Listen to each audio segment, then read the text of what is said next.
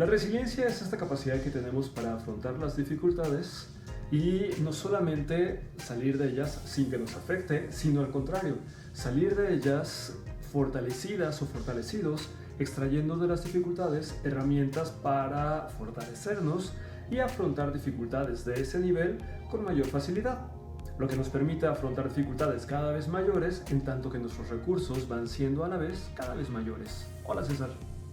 Entonces, mi planteamiento es aprovechar una filosofía antigua, que es el estoicismo, como una fuente de recursos justo para entrenarnos en la resiliencia.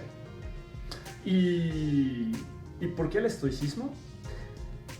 Pues en primera es porque es el que he estado estudiando y creo que funciona. Hola César. Particularmente el estoicismo o cualquier filosofía o esquema reflexivo o filosófico nos ayuda de dos maneras. La primera es efectivamente nos ayuda a hacer distancia de las dificultades o cuidar el encuadre mental desde el cual afrontamos una dificultad, porque finalmente a nosotros no nos afecta lo que nos sucede, como decía Viktor Frankl, no nos afecta lo que nos sucede, sino nos afecta lo que nosotros pensamos acerca de lo que nos sucede. Y por otra parte, una ventaja secundaria de tener una filosofía propia, de que cada persona estructure su propio encuadre mental para funcionar, sus propios códigos personales y demás.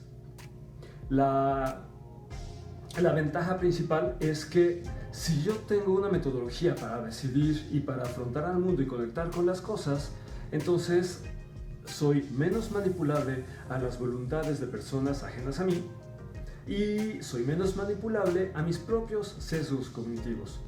Mis sesgos cognitivos, como el sesgo de confirmación, como el sesgo de proximidad, como el efecto halo y etcétera, son estrategias que mi subconsciente neurológico utiliza para tomar decisiones rápidas, pero que habitualmente están equivocadas. Pero si yo tengo entrenada mi corteza prefrontal con un encuadre de modelos mentales, quizá provenientes, por ejemplo, de una filosofía, entonces estos modelos mentales de los que me he provisto y con los que me he entrenado me ayudan a hacerle una especie de counter a los frecuentes sesgos cognitivos que me pueden llevar a tomar malas decisiones, creyendo que estoy siendo racional y que estoy decidiendo bien, pero a posteriori me doy cuenta de que me dejé llevar por un error cognitivo derivado de un sesgo. Entonces bueno, déjenme platicarles acerca del estoicismo, que surge en la Grecia antigua cuando se dan dos situaciones interesantes. Una fue que se murió Alejandro Magno, que era así como el emperador de la civilización, el mundo civilizado de aquella época. Y cuando Alejandro Magno se muere, pues toda la civilización se quedó como gallina sin cabeza, la gente tiene un montón de zozobra y las ciudades y los ciudadanos, los patricios y toda la gente en Grecia, en Roma y etcétera, tenían esta zozobra de no saber qué es lo que seguía y este temorcito de que en una de esas su civilización se venía abajo. Entonces había una tremenda incertidumbre y esta incertidumbre lo que generó es que las filosofías, los amantes de la filosofía que se aventaban choros platónicos hablando de las esferas y la gran bodega ontológica y el demiurgo que dirigía al mundo y todos estos rollos, bueno, las filosofías tuvieron que aterrizarse a un esquema mucho más práctico para crear filosofías del buen vivir, filosofías de la virtud, que la gente pudiera captar y pudiera aterrizarlo para generarse serenidad, resiliencia, templanza y otras circunstancias, otras virtudes que les ayudaría a bien llevar las incertidumbres y el miedo a lo que vendrá. Entonces la filosofía tuvo que cambiar debido a que la muerte de Alejandro Magno causó en la gente en general un profundo miedo. Y en este contexto, ahí tienen que iba un cuatito llamado Zenón, que él nació en un sitio llamado Sitio, o sea, el sitio se llamaba Sitio, Zenón de Sitio, hostia. Y pues nada, que él iba en un navío con todas sus mercaderías porque iba de regreso a su casa y toda su riqueza estaba en ese barco y para mala suerte que el barco zozobró y se hundió. Y con el naufragio, Zenón perdió todas sus riquezas. Él era un gran comerciante, le iba súper bien, era próspero, hasta que llegó el naufragio y valió queso. Entonces, la vida confrontó tanto a Zenón, que Zenón tuvo que sentarse y decir, a ver, ¿qué hago? ¿Qué huele? ¿Me siento a llorar mis penas y de aquí no me levanto? ¿O sigo adelante? Y si sigo adelante, ¿cómo lo voy a hacer?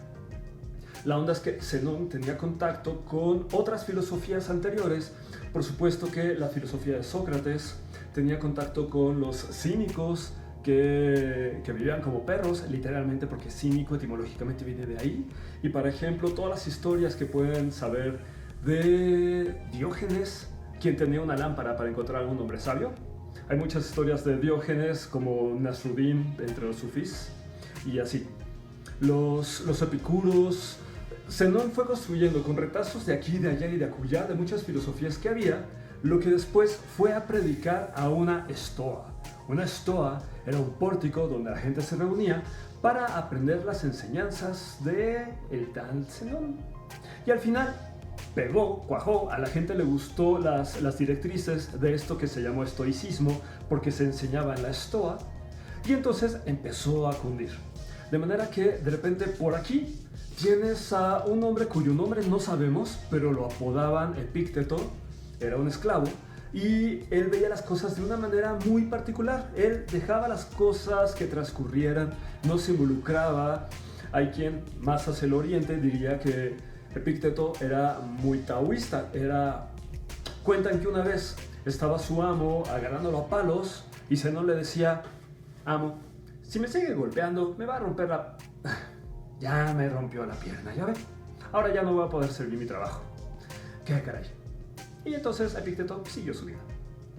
Cuentan que Epícteto eventualmente ganó su libertad. Y al ser un hombre libre empezó a predicar sus enseñanzas sobre estoicismo. Empezó a tener alumnos y demás.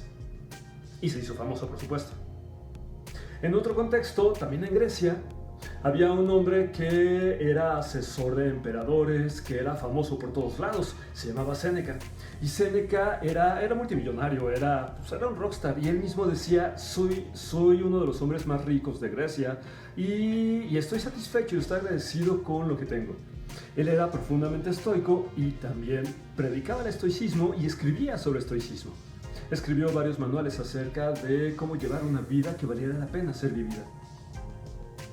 Y por ahí, un poquito más hacia Roma, pues estaba Marco Aurelio, que era un emperador. Y el emperador Marco Aurelio pues, vivía en la opulencia, pues, era emperador. Y sin embargo, él también predicaba el estoicismo. Él mismo lo cuenta, porque todas las noches terminaba reflexionando por escrito. Llevaba un diario estoico, a través del cual hablaba con él mismo y decía... Cuando te pasen cosas, haz aquello, recuerda tal cosa, y etc. Estas meditaciones las dejó escritas en un montón de libros que hoy en día las encuentras en la librería con el nombre de Meditaciones de Marco Aurelio. Si alguna vez revisas las Meditaciones de Marco Aurelio, solo recuerda que no te está escribiendo a ti, ni a nadie.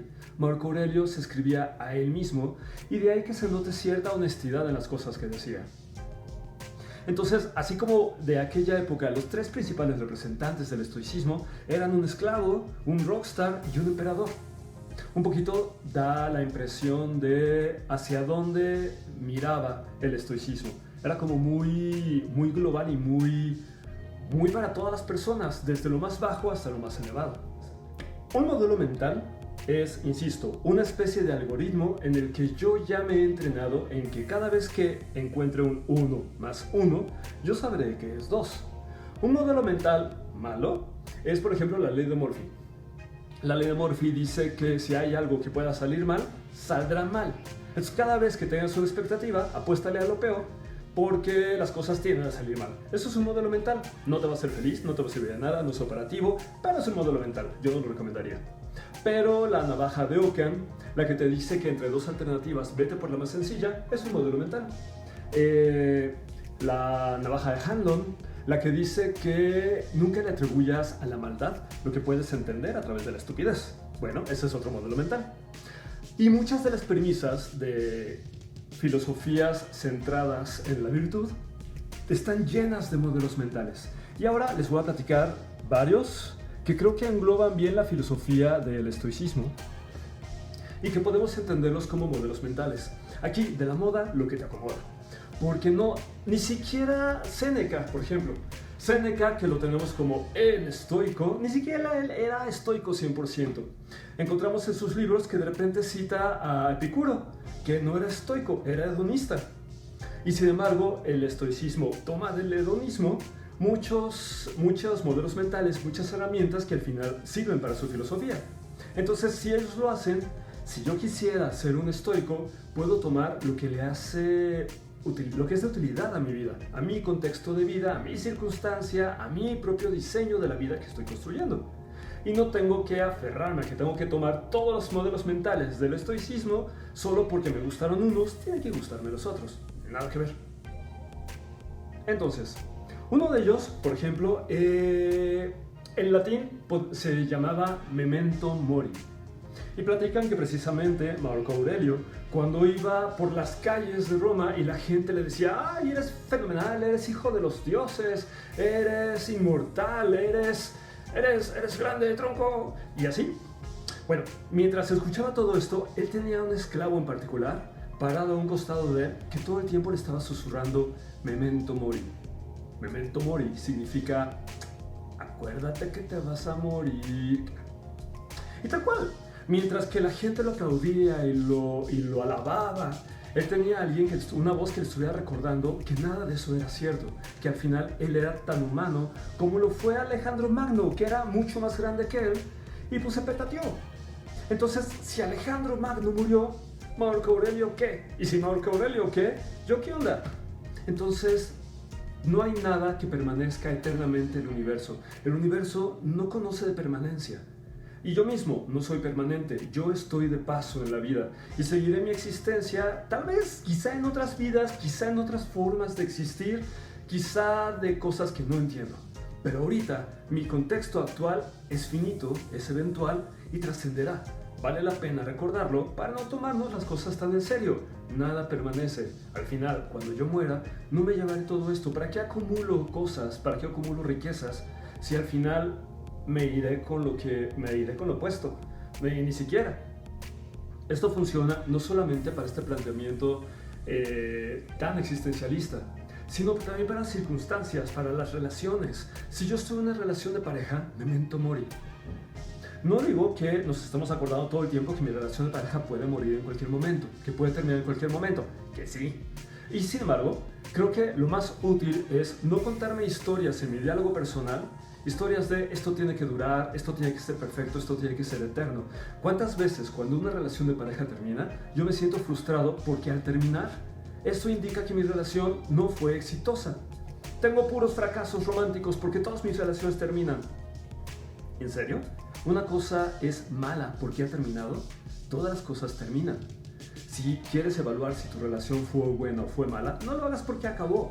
Evalúala dentro de lo que duró. Y al mismo tiempo, no te aferres. Capta de que antes de que las cosas o las situaciones o las relaciones o las vidas terminen, capta que así tenía que ser y es el orden natural de las cosas. No te compres eternidades que no hay, porque en este plano de la existencia, en este universo, lo eterno es un cuento fantástico que nos contamos. Pero las cosas terminan y eso está bien. Si las cosas no terminaran y fueran eternas, no las valoraríamos igual. Estoy viendo mi acordeón y eso me dice, mi acordeón me dice, que hemos de pasar a un segundo modelo mental. Amor fati. También es un latinajo. Me gusta el latín, he de reconocerlo. Amor fati es ama tu destino. Marco Aurelio, Epicteto, Séneca eran los exponentes del estoicismo de aquella época, pero actualmente en nuestra época tenemos a autores que están tupiendo duro a definir el estoicismo en los términos de nuestra actualidad. Uno de ellos es un italiano llamado Massimo Pigliucci. Massimo Pigliucci es un biólogo que se ha clavado en filosofía y ha escrito un montón de libros y ahorita es un exponente, Massimo Pigliucci, exponente en estoicismo. De hecho, tiene un manual de estoicismo con 56 estrategias prácticas para cultivar el estoicismo. Y su planteamiento es que lo vayas leyendo para que cada una de estas estrategias la vayas volando, la vayas ejercitando cada semana hasta que al cabo de un año seas una especie de experta o de experto en estoicismo. Sin embargo, Massimo Pigliucci dice que el amor fati, he escuchado un par de entrevistas, que el amor fati ya no aplica. Dice, si en una pandemia se muere la gente, no puedes amar tu destino.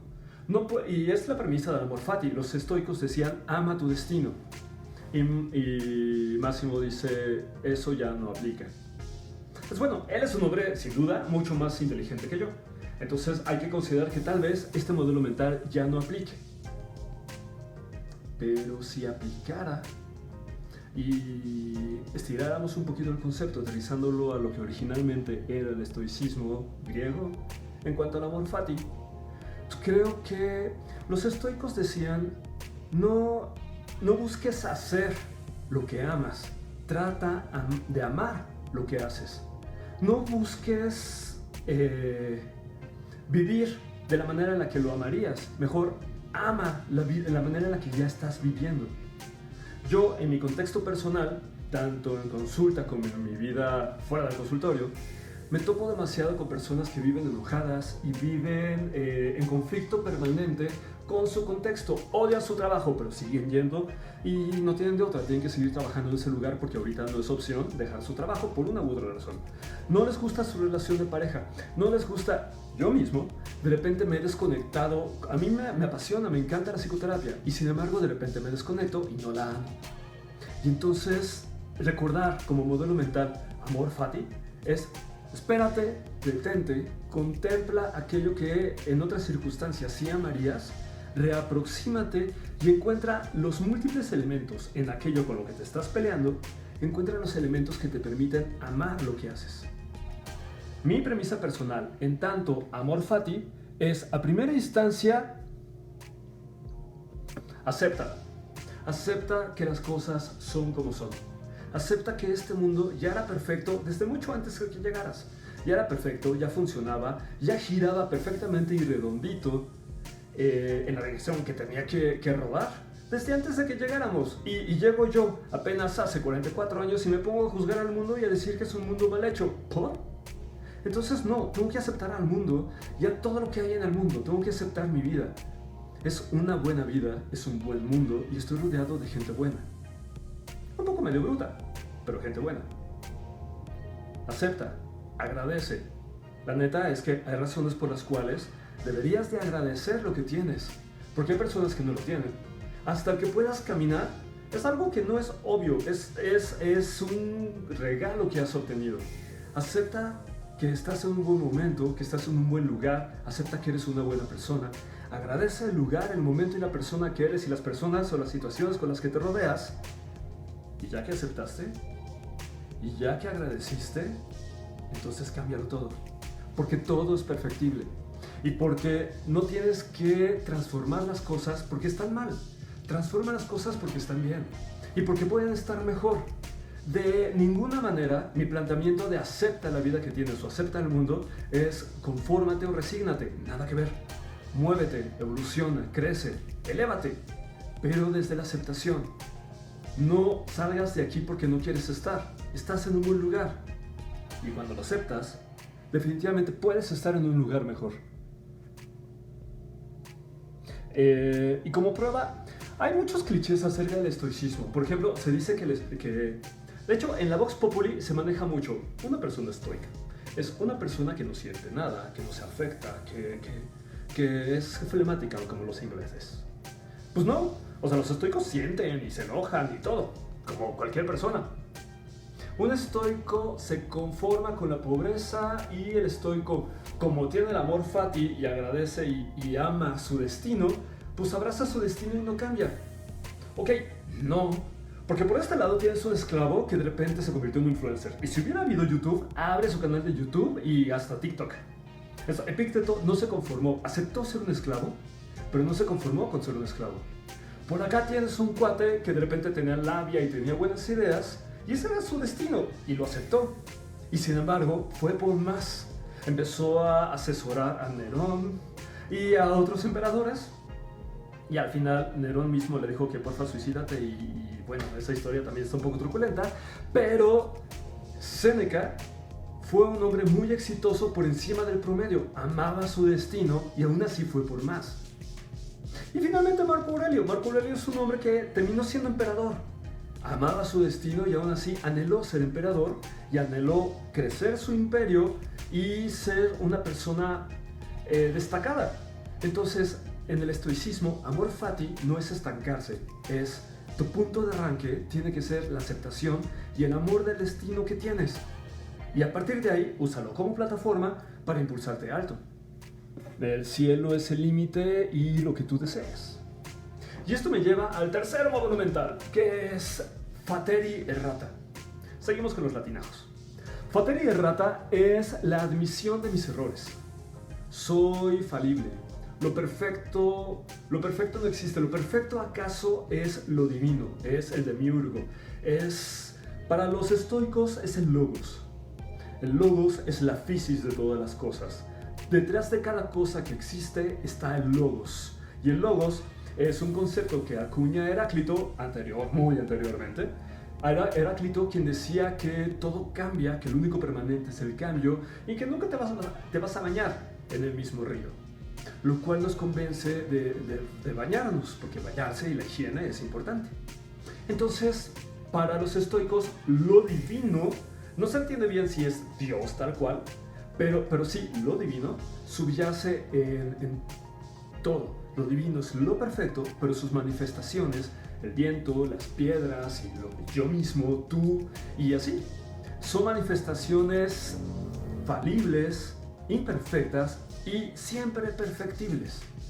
Entonces, si yo mismo soy perfectible, entonces debo de aceptar mi fallo, aceptar mi error y estar pendiente de ello, ser autocrítico y tener esta como humildad de aceptar que puedo equivocarme.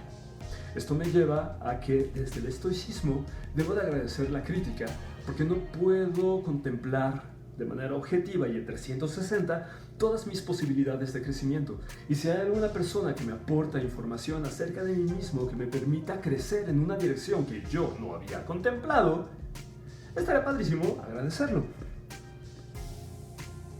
Hay que procurar trascender nuestras fallas. Y para trascender nuestras fallas, el estoicismo y muchas otras filosofías como el epicureísmo o hedonismo, el cinismo o muchas otras, el estoicismo, el escepticismo y así, hablan de la virtud, cultiva la virtud.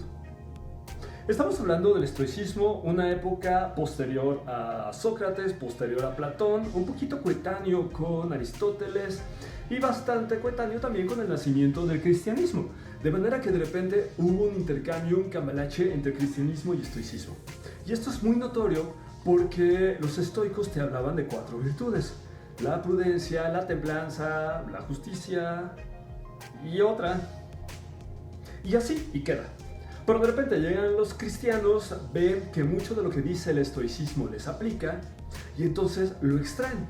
De tal manera que de repente llega Santo Tomás, uno de los representantes teóricos más chonchos del cristianismo, un estoico de closet, y entonces toma las virtudes que te planteaba el estoicismo que valdría la pena cultivar, y entonces él decía, estas son las virtudes cristianas, estas 4, y vamos a agregarle caridad, fe, esperanza.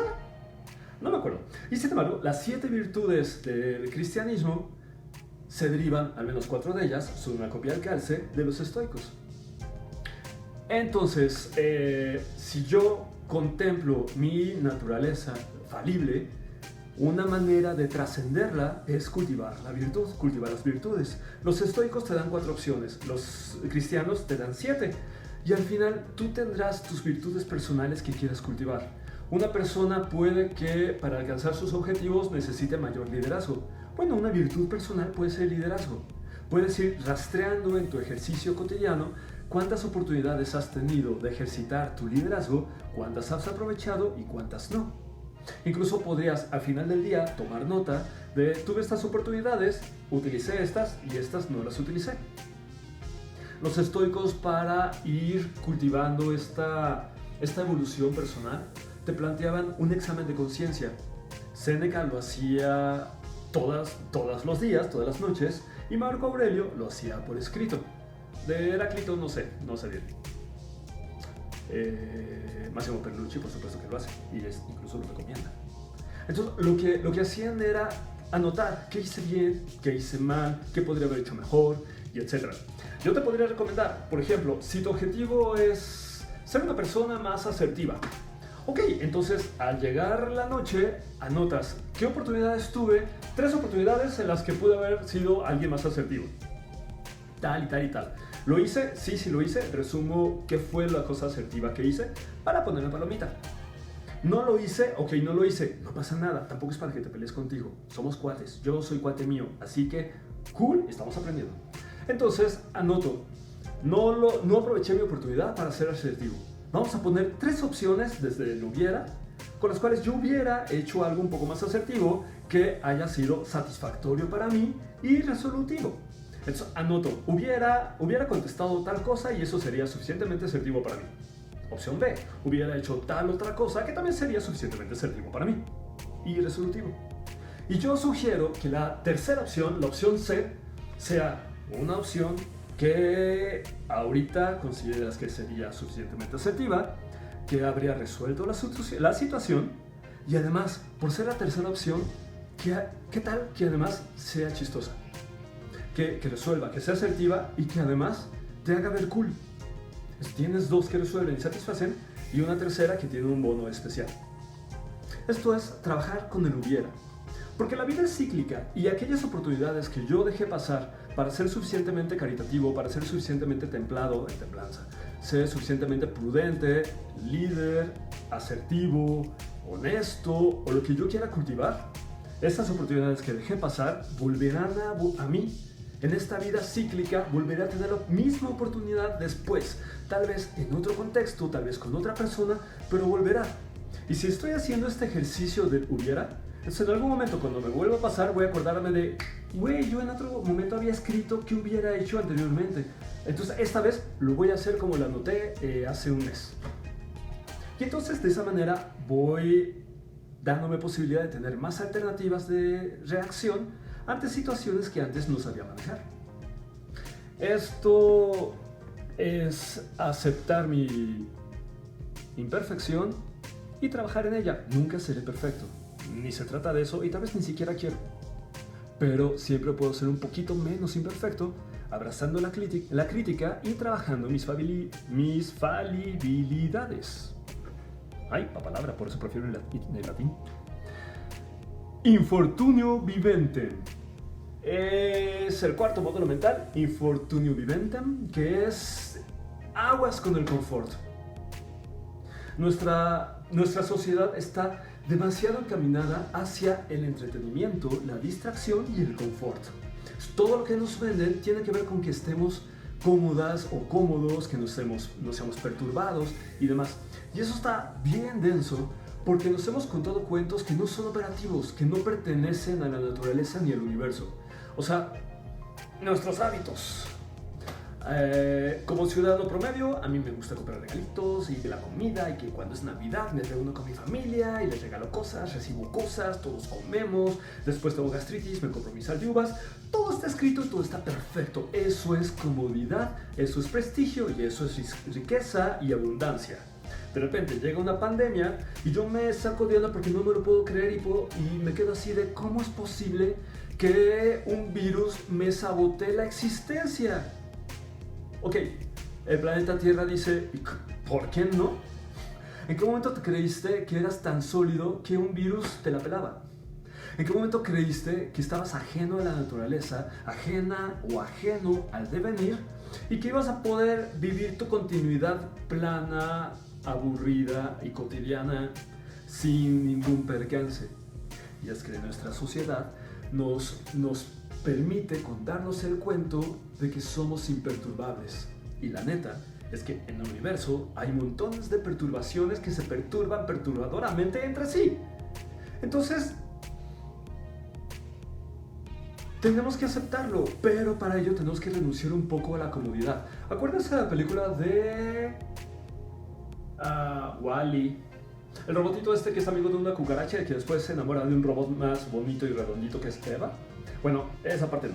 La parte en la que los humanos que han escapado del planeta Tierra van en una nave y rodeados de robots que les hacen todo porque estos humanos están gordos, están paralizados, mega sedentarios y completamente inútiles porque su nivel de comodidad los llevó a convertirse en plastas, en una gelatina con cara humana que son completamente inoperativos. Es lo que hace la comodidad, es lo que buscamos todos los días y esta comodidad nos reduce, nos arranca nuestras herramientas, nos enferma. Lo que daríamos por un colchón que sea abullonado y que nos envuelva y por estar calientitas o calientitos. Ok, estaría fenomenal que tuviésemos una cultura donde fuéramos a entrenar y hacer ejercicio para que nuestros cuerpos duren jóvenes aunque las décadas pasen. Estaría fenomenal que fuéramos capaces de meternos a una regadera para recibir la ducha fría y que nuestra bioquímica interior responda haciéndonos sentir vivos. Estaría fenomenal que evitáramos dormir en el piso para que nuestras espinas dorsales y nuestras espaldas no nos dolieran. Y tal vez esto suene muy loco y vayan poniendo cara de no va a pasar, pero sí sería interesante que enfrentáramos voluntariamente el infortunio, porque si no lo hacemos, entonces idealizamos demasiado aquello que nos da miedo. Idealizo demasiado por favor que nunca se me descomponga mi coche, porque lo peor que podría llegarme a pasar es que mi coche no funcionara. ¿Qué haría? Ojalá no me cierren ojalá no me cierren el gimnasio, porque sería lo peor que me podría pasar. Y en verdad en algún momento. Y sin embargo, son cosas que suceden y que superas. Pero como no suceden y les tienes miedo porque abrazas demasiado la comodidad, entonces incrementamos tremendamente el miedo anticipatorio que nos da y vivimos perturbados por la posibilidad de que eso termine. Los estoicos dicen, Marco Aurelio decía, durante 3 meses no quiero que se coma venado en el palacio. Y la gente le decía, pero emperador, usted ama el venado. Y Marco Aurelio decía, sí, por eso. Y la gente decía, y Marco Aurelio explicaba, lo que pasa es que uno de mis miedos es que no haya venado, que en los bosques deje de ser posible cazar el venado y ya no pueda comerlo, y lo echaría mucho de menos. Entonces, para sabotear este miedo que tengo y ubicar que es algo que superaría si sucediera, voy a dejar de comer venado, voy voluntariamente a conectar con el infortunio y de esa manera desmitifico algo que me da miedo, porque de esa manera esto que me apasiona ya no me domina. Los estoicos invitaban a cultivar la virtud y a contener la pasión. La pasión es estas necesidades que de repente tenemos que son arrebatadoras y que nos perturban, estas necesidades que ya no gestionamos, sino que toman control de nosotros. Bueno, a través del infortunio viventem, lo que hacemos es domar nuestras pasiones, domar el miedo que nos pueden generar y distanciarnos de algo que puede llegar a pasar. Pero yo hago que pase voluntariamente para que cuando pase por infortunio, yo sepa controlarlo y sepa dominarlo. Dicen, entrénate en los tiempos de paz. Forja tu fortaleza cuando no es necesario, para que cuando sí es necesario, ya tengas fortalezas conscientes y refinadas, afiladas. En fin, el quinto modelo mental es la apatheia. Eso ya no es latín, a mí no me engañan, suena como griego o algo así. Apatheia es mesura tus emociones. Por un lado, insisto, cultiva la virtud. Y por otro lado, contén tus pasiones. Este cliché de que a los estoicos no les gustan las emociones es completamente falso. Pero ellos te previenen en gestionar lo que sientes. Es plenamente inteligencia emocional. O sea, se lo fusilaron del libro de inteligencia emocional de Daniel Goleman. Apatheia es contén tus emociones, permítete ser feliz, permítete estar triste, permítete sentir miedo, porque es lógico que en esta situación que enfrentas sientas miedo, sientas frustración, eso está bien. Pero en primera, tienes que cuidar que tus emociones no efervescan tanto que se te desborden. Cuidado con que tu tristeza no se te vuelva depresión. Cuidado con que tu alegría no se convierta en euforia, que tu miedo no sea pánico, que tu ansiedad no sea estrés o que no sea una ansiedad de estas patológicas que duran para toda la vida. Y así, que todas tus emociones puedan contenerse de manera mesurada, que las experimentes pero no te estorben, porque entonces van a llevarte por caminos a los que no quieres ir. Lo que en psicoanálisis llaman el acting out. Cuando estás neurológicamente en un secuestro emocional, ya no tienes capacidad de raciocinio ni estrategia y entonces haces el acting out. Terminas actuando la emoción. Tienes tanta emoción contenida que no tienes otra opción que actuarla y después arrepentirte. Porque le gritaste a quien no debiste gritarle, te pusiste a llorar cuando no debías ponerte a llorar o entraste en pánico en el peor momento. Ok, ese tipo de apasionamiento que es contraestratégico es lo que la apatía te está diciendo: ten cuidado. Siente lo que tengas que sentir, tienes derecho y es necesario que lo sientas, pero aguas, porque si tú no gestionas tus emociones, ellas tomarán control de ti. Y no solo ellas. La persona que sepa provocar tus emociones tomará control de ti. Alguien que te sepa sacar de tus casillas elegirá qué es lo que tú vas a hacer y no te vas a dar cuenta. ¿Cuántas veces, por no gestionar tus emociones, terminas cayendo en trampas sociales de relaciones tóxicas o de personas chantajistas? A ver. Entonces, aquí en la patella hay un concepto que está interesante por parte de los estoicos y es el prosoqué. Tú dirás, ¿eso qué? Y yo diré, ¿prosoqué? Hay una relación entre prosoqué y mindfulness. En el budismo te manejan esta cuestión. El mindfulness es ser consciente de lo que sientes y de lo que piensas y deja que tus pensamientos fluyan, no te involucres con ellos, porque tú no eres tus pensamientos. Y entonces, desde el mindfulness, con atención y sin olvido, vas a contemplar tus pensamientos sin dejarlos pasar. Y si se te van las cabras y te distraes, entonces, con mucha amabilidad, pero con firmeza, te devuelves tu atención hacia donde querías que estuviera. Es una atención muy precisa hacia ti misma o hacia ti mismo.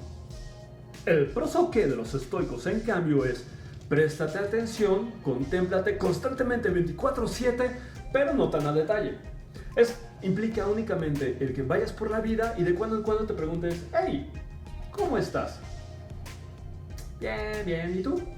Bien también. No, ¿cómo estoy? Bueno, me siento fatigado, me siento bien, me siento ansioso, ok, ¿cómo me siento emocionalmente?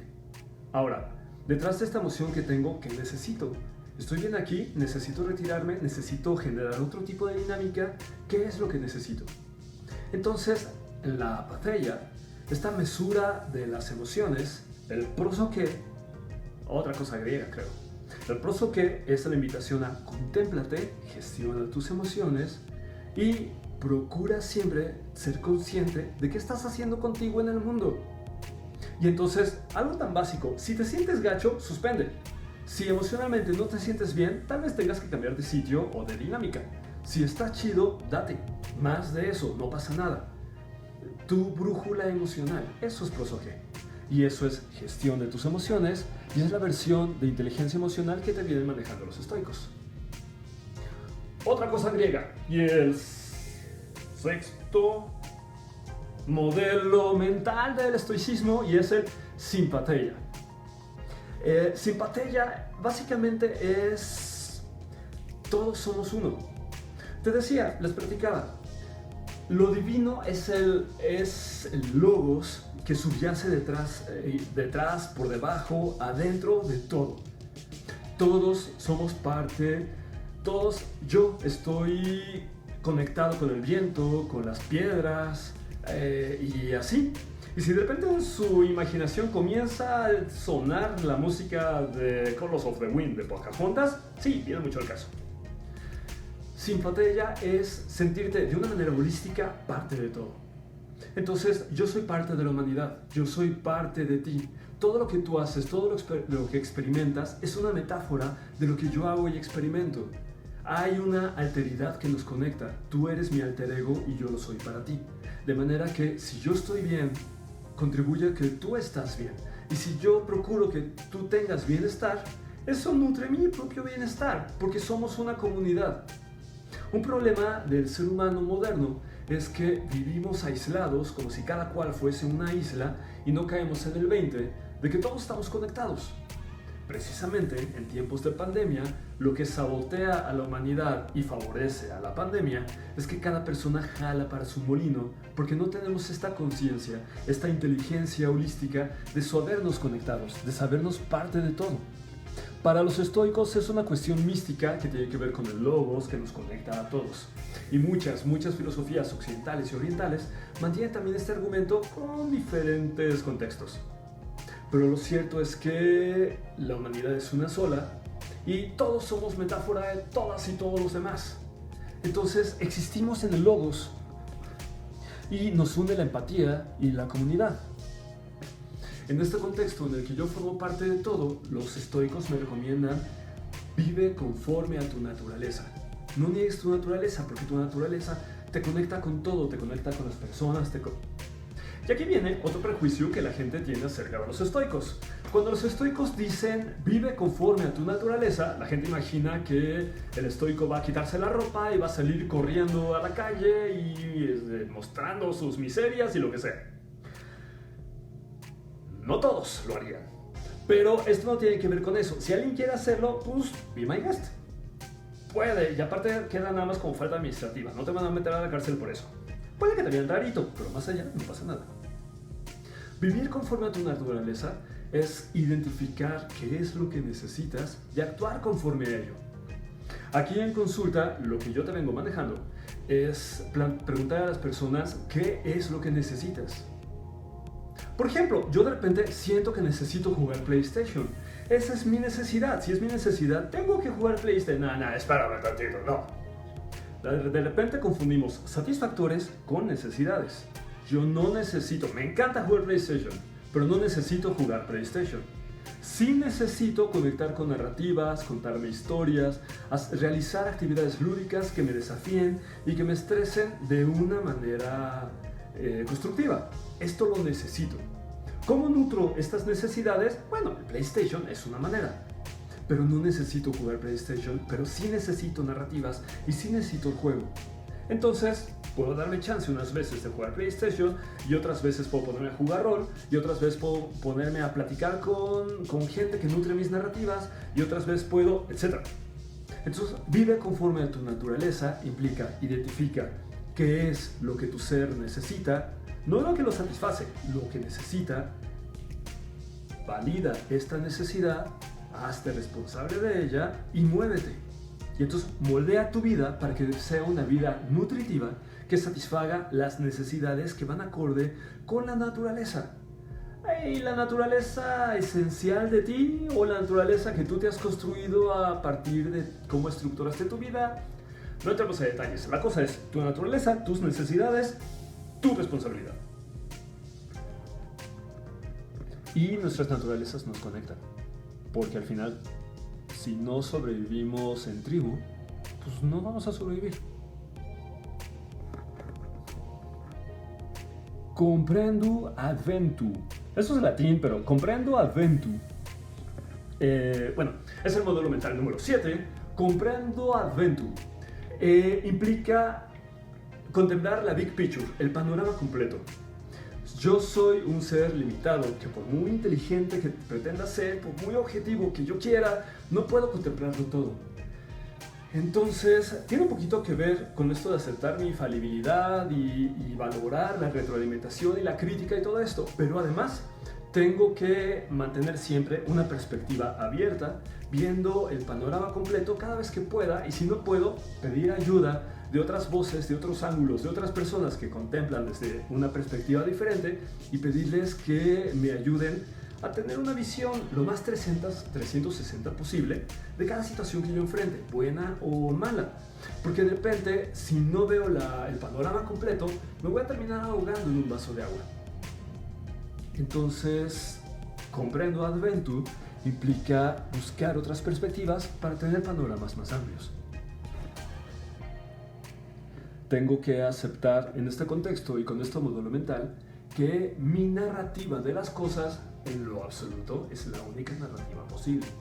¿Cuántas veces tenemos en una situación de pareja a un miembro de la relación que dice las cosas fueron de tal manera en verde? Y el otro miembro de la relación dice las cosas no, fueron más bien de otra forma en azul. Y entonces el primero dice, ¿por qué estás mintiendo? Las cosas no fueron así. Y el segundo dice, por supuesto que sí lo fueron, tú mientes, no, tú mientes. Y es así de, espérense. Mismo acontecimiento, más de una narrativa, y cada narrativa tiene una parte de razón. Si yo discuto con alguien porque mi punto de vista no refleja el punto de vista de esa persona, entonces tengo que bajarle 20 rayitas y aceptar que su punto de vista lo antagoniza con el mío, en primera, y en segunda, lo enriquece. ¿De qué manera el que tengamos definiciones distintas de las cosas o de las circunstancias nos enriquece? ¿Y de qué manera el que yo me bloquee a las narrativas de otras personas sabotea mi propio entendimiento y la capacidad que yo tengo de ver el panorama completo? No ser capaz de enriquecerme con las opiniones distintas a la mía me vuelve estúpido. Y si yo valoro la inteligencia y si yo valoro el raciocinio y la sabiduría, debería estar abierto a negociar, platicar, conocer los puntos de vista que son diferentes a los míos. Y si yo voté por un candidato que ahora es senador o presidente y alguien más no votó por él y no le gusta el político o sí le gusta y cada quien lo defiende como si fuese su enemigo o fuese su mamá y está diciendo, ay, mi hijo es un buen presidente, no sé por qué dices eso. Entonces yo en lugar de ponerme a la defensiva y mil bloqueos que interrumpen la comunicación, lo que yo debería de hacer es relajarme, abrirme a lo que no manejo yo y entonces ver qué hay en el argumento de la otra persona que puede enriquecer el mío. Porque gracias a esa persona yo sé más entendido, más inteligente y más sabio. Y mientras más sabios seamos, más imperturbables. Cultivemos la sabiduría. Es una virtud estoica y católica. El octavo módulo mental es Neutrum Moralis. Siento que estoy a punto de decir Specto Patronus, Wilfredo Leviosa o ¿cómo era? Neutrum Moralis es la neutralidad moral. Vamos, en el universo no hay cosas buenas y no hay cosas malas. Nada es en naturaleza bueno, nada es en naturaleza malo. Eres tú quien cuando conecta con una situación llegas y le pones una etiqueta, tu sticker de cosa buena, chico, y tu sticker de cosa mala. Y a partir de que le has puesto una etiqueta de bueno o malo, te relacionas con ella como si esa etiqueta fuese inherente a la cosa, persona, situación, flor o fruto. Y no, las cosas son, las situaciones son, una pandemia es. Eres tú quien lo evalúa por tu inmediatez. Soy yo el que evalúa las cosas por mi inmediatez y por mi pequeño contexto, porque soy un individuo pequeñito, en un contexto mucho mayor, en una perspectiva mucho más amplia, pero en mi pequeñito contexto esto me parece bueno, me parece malo, pero yo mismo lo he asignado de manera arbitraria según me conviene. Si me acuerdo de esto, puedo dejar de pelearme con las cosas, porque aquello con lo que me peleo no es malo por naturaleza, es malo porque yo se lo asigné. Pero se me olvida, porque de repente soy medio bruto y se me olvida que yo determiné que algo es bueno o algo es malo y de ahí me aproximo a eso o me distancio de aquello por el tipo de etiquetas que pongo. ¿Qué pasaría si no pongo etiquetas? ¿Qué pasaría si no voy por el mundo distribuyendo juicios, evaluaciones, etiquetas, ni a las cosas, ni a las personas? Alguien que tiene demasiado el hábito de estar etiquetando con códigos morales muy lejano a la neutralidad moral, es alguien que cuando no tiene nada más que evaluar, no tiene nada más que juzgar, se va a juzgar a sí misma o a sí mismo. Y es como alguien que se digiere solito, que se come su propio brazo o qué sé yo. Es bien pesado, muy fatigoso el estar juzgando todo lo que hay a tu alrededor. Porque nada es bueno, nada es malo. ¿Por qué gastas tanta energía de esa manera? El mundo ya era un mundo bueno antes de que llegaras. ¿Por qué la soberbia de empezar a decir que las cosas no funcionan? Llevan siglos funcionando. Gente como esa que estás juzgando ha habido toda la vida y seguirá habiendo. Este tipo de personas estarán mucho más tiempo que tú en este mundo. ¿Quién eres para decir que las cosas están mal? ¿Quién eres para decir que las cosas que tú haces están bien? ¿Quién eres? Básicamente porque la neutralidad moral es justo la que te dice, y fueron los estoicos los primeros en mencionarlo, que a ti no te afecta lo que te pasa, sino que te afecta lo que tú estás construyendo, lo que tú te estás pensando acerca de lo que te pasa. Así que sería súper saludable que revisaras tus propias narrativas, que revisaras los cuentos que te cuentas, ya sean cuentos chidos o cuentos gachos, para ver qué es lo que te está haciendo daño. A ti no te hace daño lo que te está pasando, sino el cuento que te cuentas, la narrativa que construyes, las etiquetas que pusiste acerca de eso que está pasando. Y lo mismo da con el pasado tal cual, lo que ya fue. No puedes cambiar el pasado, pero algo que puedes hacer en terapia, o que puedes hacer tú si te sientas a revisar qué tipo de cuento te cuentas acerca de lo que ya fue, puedes revisar tus propias narrativas. Y si bien no puedes cambiar el pasado, sí puedes cambiar lo que tú te cuentas acerca de lo que ya pasó. Y entonces moverte de lugar, cambiarte de personaje. Ay, hace 10 años que me hicieron y me tornaron porque yo era tan bueno y la gente es tan mala. Y por eso no lo supero. Ok, revisa qué te estás contando. ¿Neta tú eras tan buenísima persona? ¿Neta la gente era tan mala? ¿Neta lo que el mundo quería a tu alrededor era darte lata y ponerte en la torre? ¿O no? ¿O simplemente era la única posibilidad? Neta, no justifiques con la maldad lo que pudo derivarse de la ignorancia o de la estupidez. Entonces, ¿qué historias te cuentas? Partamos del modelo mental de las cosas no son buenas ni son malas. Neutralidad moral. Y a partir de ello, ¿qué categorías morales estás asignando? Y de qué manera esas categorías que tú estás poniendo enfrente de ti te están rebotando para causarte emociones chidas o emociones que te van a enfermar. Ansiedad, depresión, enojo y así. No puedes cambiar tu pasado, pero sí puedes cambiar lo que tú piensas acerca del pasado. Y si al final, en este contexto de neutralidad moral, las cosas no son buenas y no son malas, entonces tal vez si tú lo eliges puedan ser un aprendizaje. Si te has abstenido de evaluarlo de bueno o de malo, entonces tal vez puedas detenerte a observar un poco más de cerca y checar qué puedes extraer, qué puedas generalizar y que te permita anticiparte a muchas otras situaciones, personas o lo que sea, que se parezcan en estructura a esto que tienes enfrente de ti. Si no es bueno y no es malo, tal vez puedes elegir poner la etiqueta de aprendizaje. Las cosas no están aquí para enseñarte. No son buenas, no son malas y no son enseñanzas. Pero está en ti si eliges que sean un aprendizaje. Otra palabra griega y modelo mental número 9 es la phroairesis. Phroairesis.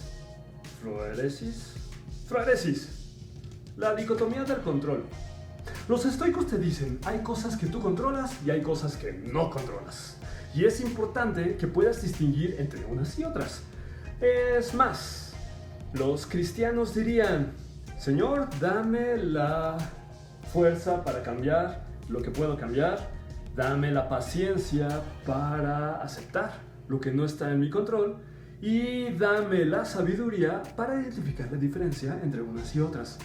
Ok, eso es estoicismo y cristianismo y sabiduría de vida muy choncha. O sea, vamos, tu energía es finita, tu capacidad de involucramiento, tu energía, tu voluntad, tus recursos, todos son finitos. O sea, puede que sean muchos, felicidades, pero son finitos. Tu voluntad, tu memoria, tu tiempo. Y entonces, decide en qué los vas a invertir. Si tú inviertes todo lo que tienes en lo que no controlas, no lo controlas. Entonces, todo lo que invertiste lo vas a perder. No va a ser una inversión, va a ser un gasto y a lo menso. Y no solo eso, sino no vas a lograr nada frente a lo que no puedes controlar y vas a recibir a cambio frustración, porque te esforzaste, sudaste, salivaste o lloraste o qué sé yo, y al no pasar nada te frustras. Y como hacemos mucho esto de hacer más de lo mismo, entonces te frustrarás más y más y más y más, y esa persona no va a cambiar su manera de pensar. Y esa pandemia no va a terminar. Y esa cosa que tú no controlas seguirá su curso normal, independientemente de si te parece bueno o malo, porque esa cosa no es ni buena ni mala, solo tú elegiste que te incomodara. Tú elegiste que va en contra de tu sagrada comodidad. Porque si algo atenta contra mi comodidad tan valiosa, es mala. Si tu opinión me hace sentir incómodo, es mala. Si esta eventualidad me quita la comodidad de poder ir al gimnasio, es mala. Y si es mala, debo de pelearme con ella. Y este pleito y este enfado que tengo hacia ella no me lleva nada a la cosa, no la cambia y a mí solo me amarga la existencia y me causa toda una cosa bioquímica que al final me termina enfermando, anímicamente, psicológicamente y físicamente. Entonces, si no lo controlas, no lo consumas. Digo, si no lo controlas, suéltalo, trátalo con indiferencia. Los estoicos te dicen, lo que está más allá de tu control es un indiferente. No tiene nada que ver contigo, sigue de largo y préstale una atención operativa. Involúcrate con aquello que sí está en tus manos. Otro modelo mental, no del estoicismo, sino de Arquímedes, ¡Eureka!, es la palanca. Arquímedes te decía, para mover algo muy pesado necesitas un punto de apoyo y una palanca. Dame un punto de apoyo y moveré el mundo. Tú, persona promedio, que se parece un montón a mí, también otra persona promedio, tenemos muy poco control.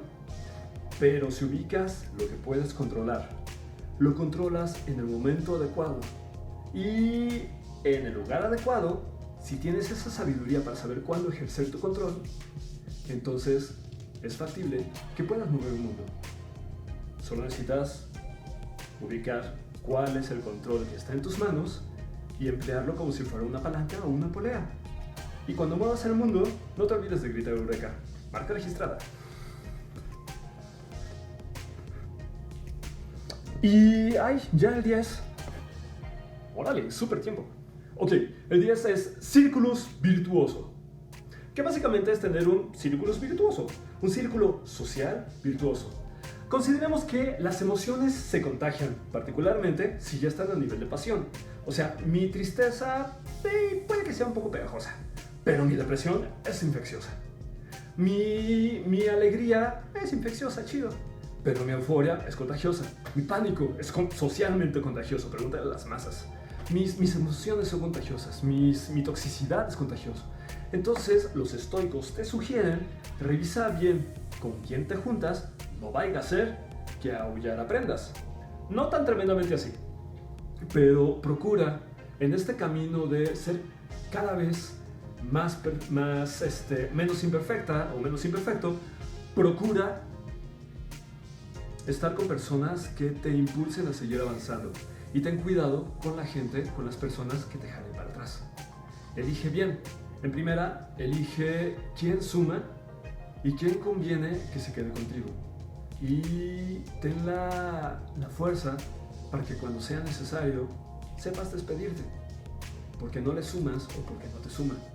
O porque neta sus caminos no van en la misma dirección. Puede que incluso no necesariamente que no vayan en la misma dirección, que antagonicen, eso sí sería un problema. Nos podemos acompañar y nos vamos encontrando en el camino. Pero si tú vas para allá y yo voy para acá, pues ¿qué te parece si...? No se trata tanto de sacar a la gente de mi vida. Se trata en particular de elegir la distancia correcta.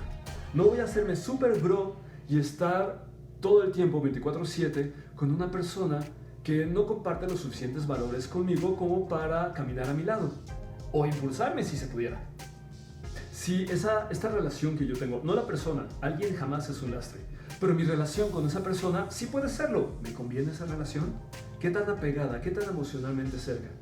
La quiero en mi vida, que se quede, va, pero la quiero adherida a mí, en mi círculo más cercano, o la quiero en mi tercer círculo, cuarto círculo.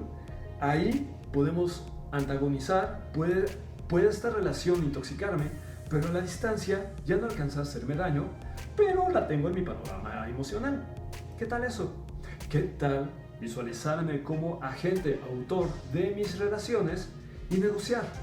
No solamente negociar con qué tipo de personas me relaciono, Círculos virtuoso también implica negociar qué tipo de dinámicas van a configurar las relaciones que tengo. Ahí sí, yo sugiero ser contundentes y asertivos. Esta dinámica me gusta, esta dinámica no me gusta. Me gusta que nos comuniquemos de esta manera. No me gusta que me digas de esta forma. ¿Qué sé yo? Expresar, oye, la manera en la que me trataste el otro día me hizo sentir mal. ¿Te puedo pedir el favor que a la siguiente no me trates de esa forma? No me descalifiques, no me hagas sentir tonto, no me menosprecies, ¿no? ¿Qué sé yo? Todas y todos sabemos a qué me refiero, ¿cierto? Entonces, plantearlo e irle dando forma a la relación en concordancia con mis necesidades personales, porque mis necesidades personales tienen que ver con mi naturaleza y tengo que identificar lo que necesito, tengo que gestionarlo y hacerme responsable de lo que necesito. Y la persona que se relaciona conmigo hará lo propio. Y a la vez vendrá conmigo y me dirá, oye Hernán, la otra vez tú dijiste, tú hiciste, no se sintió chido, ahí te voy pidiendo por favor que a la siguiente hagas las cosas diferente. Y yo, como quiero seguirme relacionando con esa persona porque la valoro, cambiaré mi forma de relacionarme con él o con ella para conservar la relación. Y sí, si yo voy con esa persona y le pido, oye, échame la mano, y esa persona no quiere tratarme de la manera en la que yo necesito dentro de esta negociación, entonces ahí sí tendré que distanciarme de la persona. ¿Qué tanto? ¿Tanto para sacarla de mi vida o sacarlo de mi vida? Tal vez no, pero sí hacer distancia, la distancia necesaria para que su presencia en mi contexto social o sea nutritivo o sea inocuo. Que si es inocuo, entonces, ¿qué más da donde esté? Pero si ser su amigo me nutre de alguna forma, entonces tengo que identificar el nivel de cercanía apropiado para mí y ojalá ese nivel de cercanía apropiado para mí también sea apropiado para esa persona. Soy responsable y autor de mis relaciones interpersonales. Así que esto excluye esto de, ay, me casé con él porque me insistió demasiado. ¿Qué onda?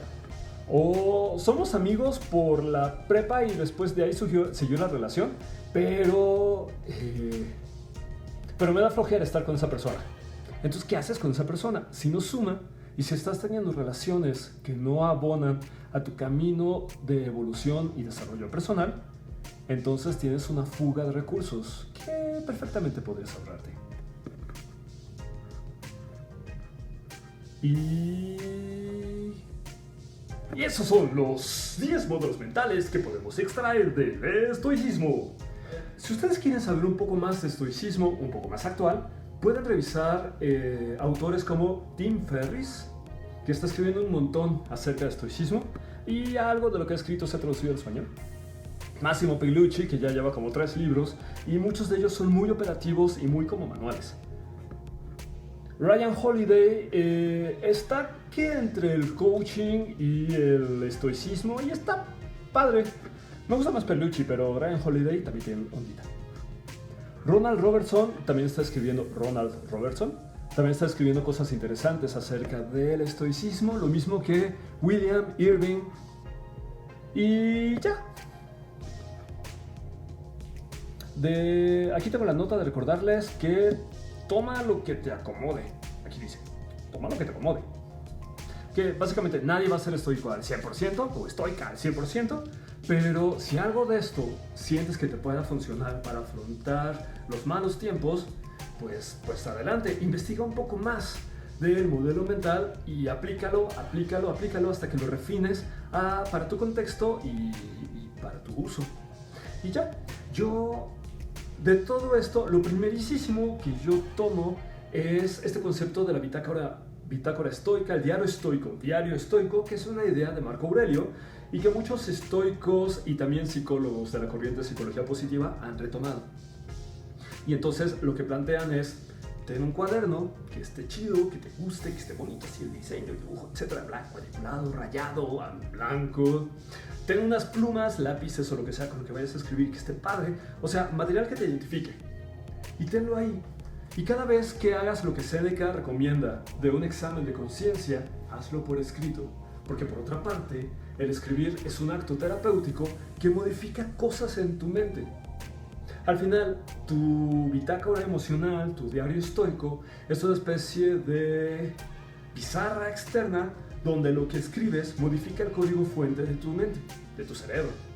Entonces, en tu bitácora emocional, en tu diario estoico, puedes escribir cartas reflexivas donde le escribes una y otra vez a tu ex las cosas que le dirías en persona, pero que no puedes, no te conviene, no sería buena idea. Entonces lo escribes, y le escribes tantas cartas en este cuaderno como lo vayas necesitando, drenando, sacando y organizando lo que tienes en tu cabeza, en tu mente. Los pensamientos que están como tormenta de arena que no te dejan ni ver. Bueno, escribiendo vas calmando toda esta tormenta. Los estoicos te dicen, escribe lo que te gustó de este día, lo que hiciste bien, lo que podrías cambiar. Yo te recomiendo, identifica algo que quieres trabajar en ti y ahí, en tu diario estoico, ve anotando en qué momentos aproveché la oportunidad para ejercitar lo que quiero cambiar, en qué momentos no lo hice y 3 opciones en retrospectiva, desde el hubiera, que hubieran quedado fabuloso para resolver la situación. Opción A, opción B y la opción C, que resuelva, que esté chida y que además sea divertida. Richard Wiseman recomienda contestar una pregunta diferente cada día de la semana. Por ejemplo, jueves, escribe una nota de agradecimiento a una persona que ha sido importante en tu vida y que ha hecho la diferencia en la manera en la que te relacionas con el mundo. Martes, escribe 3 cosas de las que estés agradecida o agradecido. Y así, si quieren, ahorita les dejo ahí en Facebook estas preguntas que Wiseman sugiere. Pero eso es una súper herramienta estoica, el tener tu diario estoico, bitácora emocional, donde vas a estar escribiendo cosas todos los días que te ayudan a modificar tus propias cogniciones y a entrenarte para ver el mundo de una forma distinta. ¿Distinta cómo? Bueno, según el proyecto que tengas de tu propio crecimiento personal, porque como somos imperfectos, pero perfectibles, entonces vamos a cultivar los valores, las virtudes que sintamos que enriquecen el proyecto que tenemos de nosotras o de nosotros mismos. Y eso es todo. Hay mucho más que hablar acerca del estoicismo, sin duda. Busquen otras personas que dominen este tema mucho mejor que yo. Yo espero haberlo hecho bien. Y les agradezco que me hayan acompañado.